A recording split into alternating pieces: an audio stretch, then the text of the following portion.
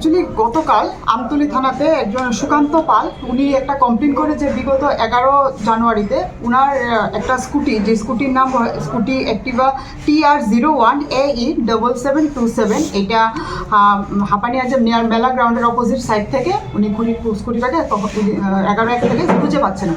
তারপর উনি বিভিন্ন জায়গায় খোঁজাখুঁজি করে স্কুটিটা না পেয়ে উনি গতকাল আমতলী থানাতে একটা কমপ্লেন করে যে স্কুটিটা ওনার হারিয়ে গেছে এবং এটাকে খুঁজে দিতে।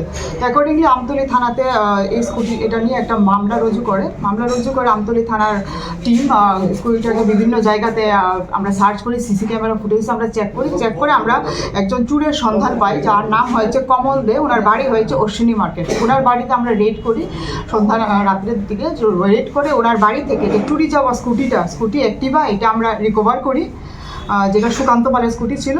পাশাপাশি ওনার বাড়ি থেকে আরও একটা নাম্বারলেস বাইক আর একটা স্কুটি আমরা পাই, যেটা আমরা রিকভার করে আনি এবং এগুলি আমরা এখন ইনভেস্টিগেশন করে দেখছি এগুলি উনি কোথা থেকে কি করেছে বা এটা আমরা দেখে ওনাদেরকে যা প্রাপ্য এটার মালিক ওনার কাছে আমরা এগুলিকে হ্যান্ড ওভার করবো।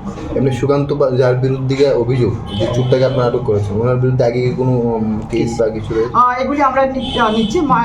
এখন পর্যন্ত আমাদের কাছে যা খবর যে উনি ভেটেরিয়ান চোর, উনি আগের থেকেও নাকি যুক্ত আছে চুরির কাজে, চুরির সঙ্গে। তো ওনার বিরুদ্ধে যে আরও কিছু কেসেস আছে চুরির কেস, এগুলি আমরা ডিটেলসগুলো সবগুলি আমাদের ইনভেস্টিগেশন ইনক্লুড করছি। কবে তাকে আদালতে তোলা হবে? আদালতে কবে তোলা হবে? আদালতে ওনাকে আমরা আজকেই তুলবো। আজকে আদালতে কতদিন দিবেন আমাদের রিমান্ড আমরা 5 দিনের চেন।